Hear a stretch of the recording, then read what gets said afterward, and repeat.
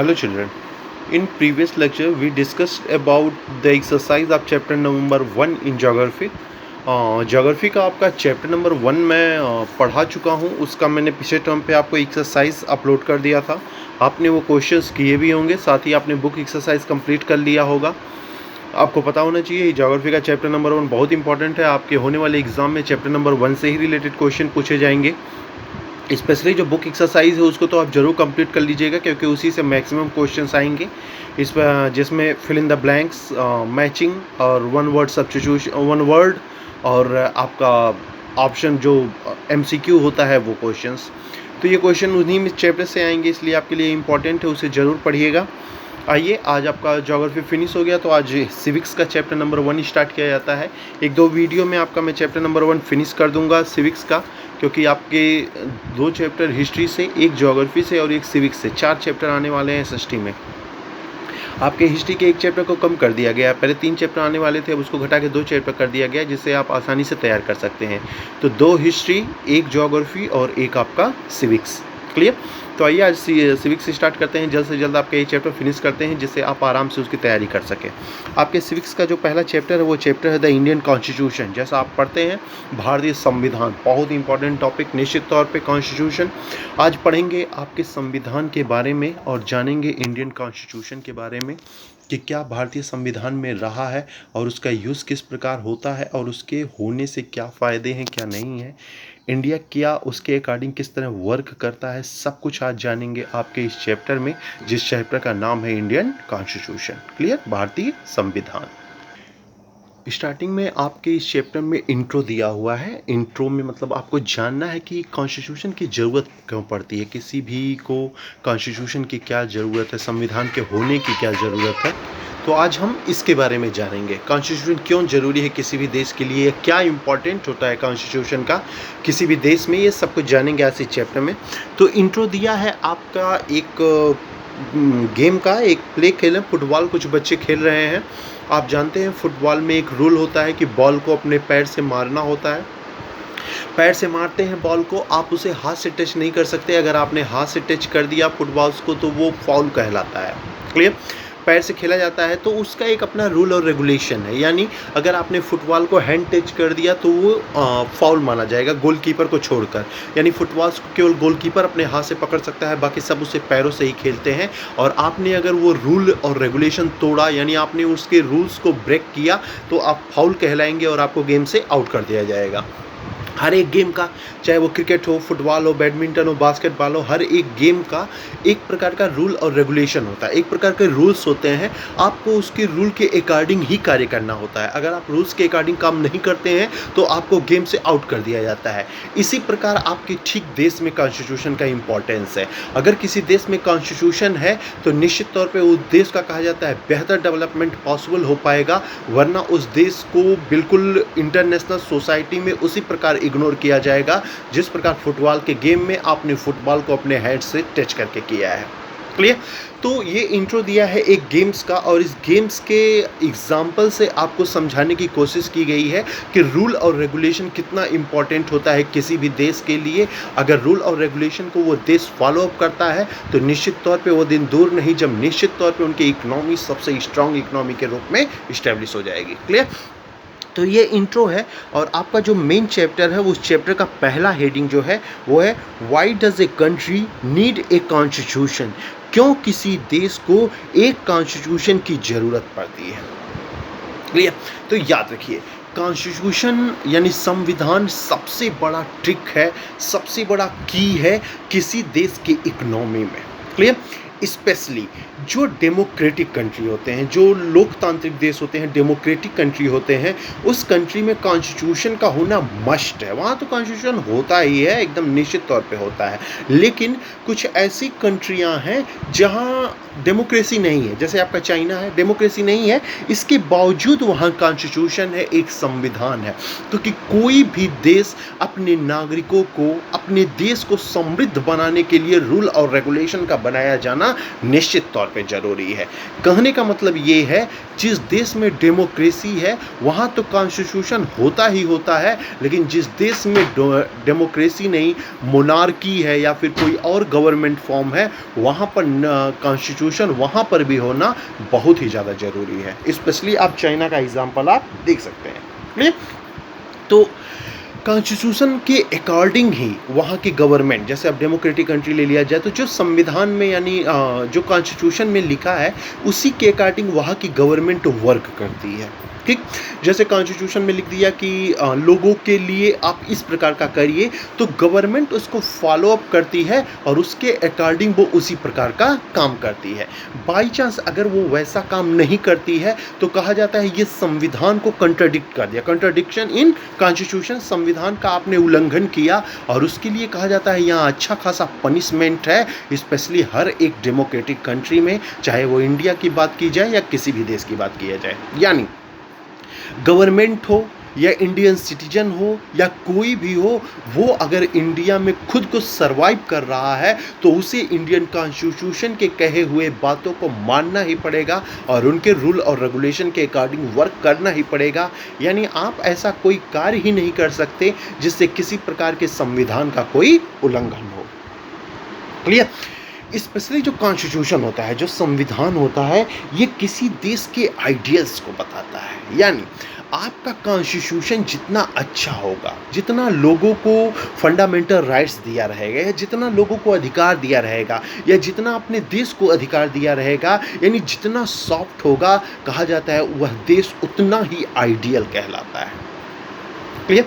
आपको पता होना चाहिए हमारा जो संविधान बना था, तो हमारा संविधान बनाने से पहले हमारे संविधानकर्ताओं ने लगभग 60 देशों के संविधानों को पढ़ा था।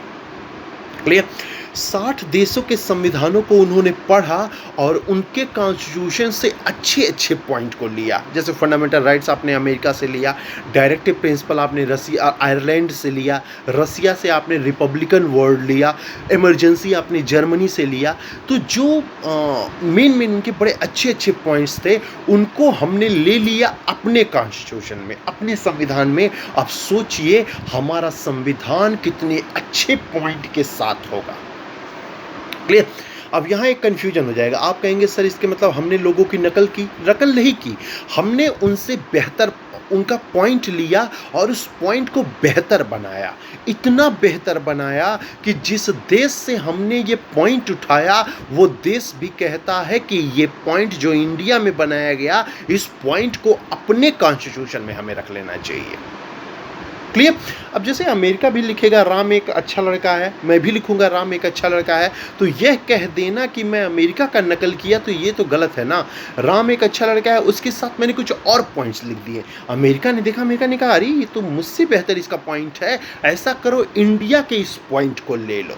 तो हमारा संविधान वो है, इसे नकल संविधान या किसी की कॉपी संविधान कॉन्स्टिट्यूशन नहीं कह सकते।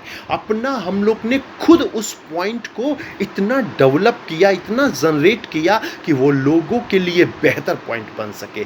तो किसी भी देश का संविधान जितना बेहतर होगा ना, वो देश निश्चित तौर पे इंटरनेशनल स्टेज में सबसे बड़ा आइडियल्स कंट्री के रूप में नॉमिनेट किया जाएगा। क्लियर? यहाँ एग्जाम्पल दिया गया है एक नेपाल का, कुछ समझाया गया है आपको संविधान के बारे में, कुछ डेमोक्रेसी के बारे में समझाया गया है। तो आपको पता होना चाहिए नेपाल आप जानते ही इंडिया का नेबर है, पड़ोसी है।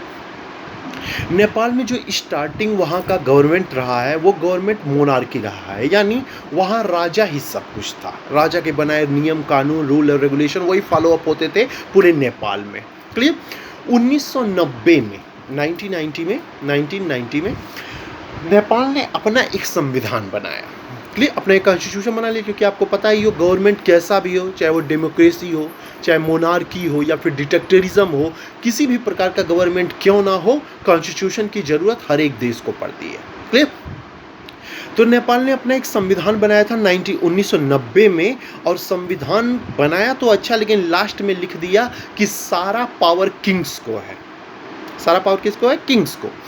तो किंग्स को आपने सारा पावर दे दिया तो पब्लिक का राज कहाँ रहा? ये तो किंग्स जैसा चाहेगा वैसे पूरे नेपाल को चलाएगा, या जैसा चाहेगा वैसा नेपाल में रूल और रेगुलेशन तैयार करेगा।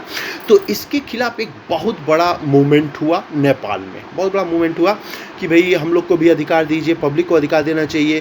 पूरा वर्ल्ड डेमोक्रेसी की तरफ चल रहा है और आज आप भी मोनार्की ही लेके चल रहे हैं, मोनार्की को इतना अधिकार है, वो डिटेक्टर बन जा रहा है। ये समथिंग एक रेवोल्यूशन हो गया। रेवोल्यूशन का असर इतना ज़्यादा हुआ कि 2005 तक वहाँ की किंग्स यानी मोनार्की को ख़त्म कर दिया गया और 2005 में डेमोक्रेटिक गवर्नमेंट फॉर्म किया गया नेपाल में। और 2006 में वहाँ एक कॉन्स्टिट्यूशन लिखा गया जो कॉन्स्टिट्यूशन डेमोक्रेसी पर डिपेंड है। ये अभी तक देखिए, अभी तक क्या नेपाल में हर एक इंसान मर मर के जीता था, किसी तरह जीता था मोनार्की के अंडर में। लेकिन 2006 में जब नेपाली कॉन्स्टिट्यूशन आया अकॉर्डिंग टू पब्लिक, देखिए वहाँ पब्लिक कितनी खुश है और निश्चित तौर पे उस मोनार्की से बेहतर रिजाइम चल रहा है प्रेजेंट टाइम में नेपाल की, अगर मैं बात करूँ। अब आप सोच सकते हैं ये कॉन्स्टिट्यूशन कितना इम्पॉर्टेंट होता है किसी भी देश के लिए, स्पेशली उन देशों के लिए। तो ये कॉन्स्टिट्यूशन सबसे बेहतर हो सकता है जिस देश में डेमोक्रेसी हो यानी जनता का राज हो, क्योंकि कहीं ना कहीं जनता के राज होने पर हमारे द्वारा चुने गए लीडर्स के मन में एक डर होता है कि अगर हम बेहतर कार्य नहीं करेंगे तो अगला इलेक्शन जब आएगा तो ये जनता हमें वोट नहीं देगी, हमारी गवर्नमेंट फॉर्म नहीं हो पाएगी। इसीलिए वो जनता के अकॉर्डिंग काम करता है। इसीलिए कॉन्स्टिट्यूशन को पब्लिक के अकॉर्डिंग ही बनाया जाना चाहिए। क्लियर? हमारे कॉन्स्टिट्यूशन की बात करें तो बहुत बेहतर है। निश्चित तौर पे फंडामेंटल राइट्स यानी लोगों को अधिकार दिया गया, भारत के हर एक सिटीजन्स को अधिकार दिया गया। डायरेक्टिव प्रिंसिपल यानी भारत के हर एक राज्यों को अधिकार दिया गया। Supreme court, house of people, house of state, हर एक लोगों को अधिकार दिया गया है, जिससे भारत की डेमोक्रेसी कॉन्स्टिट्यूशन निश्चित तौर पर विश्व का सबसे बड़ा आइडियल कॉन्स्टिट्यूशन के रूप में इस्टेब्लिश हुआ है। क्लियर? यहाँ पे फिर आगे बात की गई है संविधान की। नेपाल सेकंड पॉइंट लिया गया है, नेपाल में ही एक और पॉइंट समझाने की कोशिश की गई है, और वो समझाने की कोशिश की है पॉलिटिकल सिस्टम की। Political system means what? जैसे किस प्रकार आपके देश में पॉलिटिकल सिस्टम है यानी पॉलिटिकल रिजाइम है, मोनार्की है या फिर डिटेक्टरिज्म है या फिर डेमोक्रेसी है, उसके अकॉर्डिंग कॉन्स्टिट्यूशन बनते हैं। जैसे आप जैसे नेपाल में ही पहले चले जाओ तो पहले क्या था? मोनार्की था, तो कॉन्स्टिट्यूशन का मोनार्की के अकॉर्डिंग है। नॉर्थ कोरिया में चले जाओ तो वहाँ डिक्टेटरिज्म है, वहाँ किम जोंग जी जैसा चाहते हैं नॉर्थ कोरिया को वैसा चलाएंगे। हमारे यहाँ डेमोक्रेसी है तो हमारा जो संविधान है वो डेमोक्रेसी के अकॉर्डिंग है। क्लियर? कॉन्स्टिट्यूशन की ज़रूरत क्यों पड़ती है किसी भी देश को? आप डिस्कस करते हैं उस पॉइंट को, तो कुछ ऐसे पॉइंट हैं जिनकी वजह से हर एक देश को कॉन्स्टिट्यूशन को अपनाना चाहिए, एक्सेप्ट करना चाहिए। सबसे पहला पॉइंट है जो आपका कॉन्स्टिट्यूशन को अपनाने का, वो है मेजॉरिटी के पावर्स को इतना मत बढ़ाना कि वो डिक्टेटर बन जाए।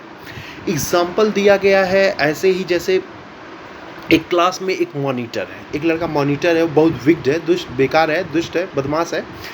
तो क्या करता है, क्लास में जो सीधे साधे बच्चे हैं उनको वो क्या करता है, झूठ में ही टीचर से बोल देता है ऐसा है मैम, उस बच्चे ने शोर किया, और टीचर आके उस बच्चे को पनिश करती है। बच्चा बोलता है कि मैम मैंने शोर नहीं किया, वो जानबूझ के मुझे फंसा रहा है, ये कर रहा है, वो कर रहा है, लेकिन टीचर उसका वो नहीं करती, विश्वास नहीं करती है और उसे पनिश करती है। कॉन्स्टिट्यूशन इस चीज़ को बचाएगा, नहीं समझे? यानी वो किसी एक को हावी नहीं होने देगा। अगर कॉन्स्टिट्यूशन उस देश में है तो वहाँ हर एक वर्ग को, हर एक इंसान को, हर एक पद को उसके अकॉर्डिंग अधिकार दिया गया है। यानी मेजॉरिटी का पावर, किसी ताकतवर इंसान का या किसी बड़े लीडर का पावर एक साधारण इंसान के ऊपर हावी हो जाए, ओवरलैप हो जाए, कॉन्स्टिट्यूशन वैसा होने से रोकता है। पहला पॉइंट, कॉन्स्टिट्यूशन की जरूरत क्यों पड़ी? क्योंकि यहाँ कोई ताकतवर और कोई कमजोर, यानी जो इनइक्वलिटी इन सोसाइटी है, समाज में जो असमानता है उसको खत्म करने की ये कोशिश करता है। क्लियर? सेकेंड वन, कॉन्स्टिट्यूशन की जरूरत क्यों पड़ी? तो सेकेंड वन आप ये जानिए, कॉन्स्टिट्यूशन की हमें जरूरत इसलिए पड़ी कि मेजॉरिटी कहीं माइनॉरिटी पे हावी ना हो जाए। आप जानते ही हैं इंडिया डेमोक्रेटिक कंट्री, कई सारे रिलीजन, कई सारे फेस्टिवल, कई सारे अपने रीति रिवाज, कई सारी परंपराएं, कई सारे अपनी लैंग्वेज, कई सारे कल्चर, हर एक चीज़ अलग है। Diversity and unity in India, clear. कई सारी विभिन्नताएं हैं। तो यहाँ हो सकता है कोई मेजॉरिटी में हो, जैसे आपके हिंदू मेजॉरिटी में हो गए, तो कहीं माउंटेन यानी मुसलमान खुद को माइनॉरिटी में समझ के उनके अंडर में ना आ जाएं, इसीलिए गवर्नमेंट कॉन्स्टिट्यूशन फॉर्म करती है कि भैया माइनॉरिटी तुमको भी उतना ही पावर है जितना मेजॉरिटी को, क्लियर। क्लास 7 में आपने याद होगा आपकी चैप्टर नंबर 1 में इनइक्वलिटी है, सॉरी अनइक्वलिटी है, इक्वलिटी समानता आपने चैप्टर पढ़ा होगा क्लास 7 में। उसमें एक राइटर हुआ करते थे वाल्मीकि जी, जिनका राइटिंग बुक है वो जूठन, ध्यान में होगा। वाल्मीकि जी की कहानी है उसमें। वो वाल्मीकि जी की आपने कहानी सुना होगा कि वो दलित वर्ग से थे और किस प्रकार उन्हें इग्नोर किया जाता था। क्लास में उन्हें सबसे पीछे बैठाया जाता था। स्कूल का वो काम करते जाते, फील्ड साफ़ करते, क्लासरूम साफ़ करते थे, बाकी और बच्चे क्लास में बैठ के पढ़ते थे और उन्हें दलित होने की वजह से इन सब काम पे भेज दिया जाता था। आप पढ़े होंगे पिछले चैप्टर में कहानी। तो उस प्रकार यानी कास्ट सिस्टम हुआ, मेजॉरिटी माइनॉरिटी पे किसी प्रकार को डोमिनेट ना कर पाए, इन सब से इंडिया को यानी इंडियन पीपल्स को बचाने के लिए कॉन्स्टिट्यूशन की ज़रूरत पड़ती है। वो केवल इंडिया व्यू से नहीं, वो वर्ल्ड के हर एक देश की एक मांग है, क्लियर। तो फर्स्ट वन आपने एग्जाम्पल समझा कि किसी एक जो पावरफुल लीडर हो या कोई पावरफुल इंसान हो, वो डिटेक्टर बन के दूसरे पर राज ना कायम कर सके, इसको रोक लगाने के लिए। सेकंड वन ने आपने पढ़ा मेजॉरिटी कहीं माइनॉरिटी पे हावी ना हो जाए, उसे डोमिनेट ना कर दे, इसके लिए कॉन्स्टिट्यूशन की जरूरत पड़ती है। थर्ड वन, तीसरा, खुद को बचाने के लिए। तीसरा क्या है? खुद को बचाना, खुद की रक्षा करना, डिफेंस माई सेल्फ, क्लियर। खुद की रक्षा करना यानी जैसे पता चला इंडियन गवर्नमेंट है, इंडियन गवर्नमेंट ने कोई कानून बना दिया, इंडियन गवर्नमेंट ने कोई कानून बनाया, उस कानून के अकॉर्डिंग हमारे बड़े फंडामेंटल राइट्स प्रभावित हो रहे हैं, बड़े फंडामेंटल राइट्स मेरे खत्म हो रहे हैं। जैसे उन्होंने क्या किया, इंडियन गवर्नमेंट ने कहा ऐसा है, ये लैंड मुझे चाहिए, मैं इस लैंड पे एक फैक्ट्री इस्टेब्लिश करूंगा। मेरे लैंड पे आए, उन्होंने कहा ऐसा है मिस्टर अभिषेक जी, आप अपना लैंड मुझे दे दीजिए, मैं यहाँ पे एक फैक्ट्री इस्टेब्लिश करूंगा, क्लियर। तो मैं कहूँगा सर मेरा फैक्ट्री इस्टेब्लिश करेंगे, मेरा लैंड लेके मैं कहाँ रहूँगा? उन्होंने कहा मुझे नहीं पता, आपकी लैंड मुझे चाहिए क्योंकि ये लैंड मेरी ज़रूरत है भाई, यहाँ मैं फैक्ट्री इस्टेब्लिश करूँगा। तो भैया आप मुझे उतना लैंड दीजिए, या मुझे कहीं घर दीजिए, या कहीं मुझे कुछ पैसा दीजिए, कुछ तो दीजिए। बिना आप मुझे कुछ दिए मेरे लैंड को अगर आप छीन लेते हैं तो आपने तो मेरे अधिकारों को छीन लिया, आप मेरे रहने को छीन लिया, आप मेरे भोजन को छीन लिए। भैया right to food, right to said, right to job, हर एक चीज़ आपने मेरे अधिकारों को छीन लिया। तो ऐसा ना हो पाए, इसलिए है आपका कॉन्स्टिट्यूशन जो बचाता है मुझको किसी भी किए गए कार्य यानी जुल्म के लिए, क्लियर। यानी मुझे को लेकर मुझके मेरे अगेंस्ट में कोई कानून ना बन सके, यानी मेरे मीन्स क्या, पब्लिक के अगेंस्ट में, मेरे मीन्स रहता मुझे मत समझ लेना, पब्लिक की बात कर रहा हूँ। उनके अगेंस्ट में कोई कानून ऐसा ना बन पाए जिससे उनके अधिकारों को छीन लिया जाए, उनके फंडामेंटल राइट्स को छीन लिया जाए। ऐसे लोगों से पब्लिक को बचाने के लिए किसी भी देश को कॉन्स्टिट्यूशन की जरूरत पड़ती है, ठीक है। तो आपने जाना कि कॉन्स्टिट्यूशन की ज़रूरत किसी देश को क्यों पड़ती है। फर्स्ट वन आपने जाना किसी एक के पावर से दूसरे को बचाने के लिए, दूसरा मेजॉरिटी से माइनॉरिटी को बचाने के लिए, तीसरा आपने पढ़ा किसी भी इंसान की खुद की रक्षा के लिए, clear. Fourth one Indian economy को बढ़ाने के लिए। इंडियन इकोनॉमी कैसे, ये तो समझ में नहीं आया। तो देखिए, जब देश में रूल और रेगुलेशन होता है ना, तो पब्लिक उसी के अकॉर्डिंग वर्क करती है, उसे जानती है कि उसके पास कितना अधिकार है ये किए जाने का, ये जानती है, उसी हिसाब से इंडियन इकोनॉमी में अपना पार्टिसिपेशन देती है। अगर रूल रेगुलेशन नहीं होगा किसी देश में तो उस देश में जंगल राज कायम हो जाएगा। जंगल में समझते ही होंगे, छीना झपटी। जैसे आपके इंडिया में क्या है, एक अधिकार मिला है राइट टू फूड, भोजन का अधिकार। तो अब इसका मतलब ये नहीं भोजन का अधिकार कोई खाना खा रहा है या कुछ खा रहा है बर्गर, तो जाके छीन के आप बर्गर उसका खाने लगे, बोल दोगे अरेस्ट हो गए, तो बोल दोगे अरे भैया मेरा राइट टू फूड है। ऐसा नहीं है, आपको राइट टू फूड जरूर दिया गया है, लेकिन बाउंड्री बना दी गई है। आप किसी अन्य का भोजन नहीं छीन सकते, आप किसी अन्य का भोजन छीन के नहीं खा सकते, आप चोरी नहीं कर सकते। ये सब बाउंड्री बनाई गई है। अगर वो बाउंड्री नहीं बनाई जाती तो जंगल राज कायम हो जाता। इसीलिए इंडियन कॉन्स्टिट्यूशन की जरूरत है इंडिया इकोनॉमी को बचाने के लिए, इंडिया में हो रहे किसी भी अपराध को, क्राइम्स को रोकने के लिए। क्लियर? यहाँ अधिकार है बहुत सारे हैं, पता चला यहाँ अधिकार है right to live, right to set यानी घर का अधिकार है एकदम। राइट टू जॉब का अधिकार है, पता चले जाओ नरेंद्र मोदी का कॉलर पकड़ के बोलो भैया मुझे जॉब दो, तो ये गलत है। आपको लिमिट में रखा गया है, यानी बाउंडेशन बनाया गया है कि भैया आप राइट टू सेट जरूर है, लेकिन वो ओन प्रॉपर्टी होनी चाहिए, किसी दूसरे की प्रॉपर्टी छीन कर आप उसके घर में नहीं रह सकते। बोल सकते हैं राइट टू सेट मुझे है, ऐसा कुछ नहीं। राइट टू जॉब इसका मतलब ये कि आप अंगूठा छाप है और जाके आप कलेक्टर बनने की मांग करेंगे तो आप कलेक्टर बना दिए जाएंगे क्या? बिल्कुल नहीं। यानी अधिकार तो मिले जरूर हैं, लेकिन रूल और रेगुलेशन के साथ। रूल और रेगुलेशन से जब कोई अधिकार मिलता है किसी भी इंसान को, किसी भी देश को, किसी भी सोसाइटी को, तो निश्चित तौर पर वो सोसाइटी के डेवलपमेंट से, उस इंसान के डेवलपमेंट से उस देश का डेवलपमेंट यानी उसकी इकोनॉमी बढ़ती है। ये है चौथा फायदा किसी भी देश के लिए कॉन्स्टिट्यूशन होने का। क्लियर? आज आपका 2 ही हेडिंग पे मैं रोकता हूँ। नेक्स्ट वीडियो में बाकी मैं सारा हेडिंग आपका डिस्कस कर दूंगा, यानी 2 से 3 वीडियो में मैं आपका सिविक्स फिनिश करने की कोशिश करूँगा। आज आपका फर्स्ट वीडियो अपलोड किया मैंने, आपने जान लिया, आप तो एक ही हेडिंग बस पढ़ा पाया, why does a country need a constitution, किसी भी देश को कॉन्स्टिट्यूशन की क्यों जरूरत पड़ती है, मैंने 4 पॉइंट उसका बता दिया। नेक्स्ट वीडियो में डिस्कस करेंगे इंडियन कॉन्स्टिट्यूशन के बारे में और कुछ फेडरलिज्म के बारे में। क्लियर? तब तक आप दिए गए क्वेश्चंस को सॉल्व कीजिए। तो मिलते हैं नेक्स्ट वीडियो में कुछ और पॉइंट के साथ। इसमें आपके शायद मोबाइल पे सिलेबस भेज दिया गया है, पोर्शन भेज दिया गया है। उसमें आपका पहला जो टॉपिक है इंट्रोडक्शन, वो मैंने आपको बता दिया।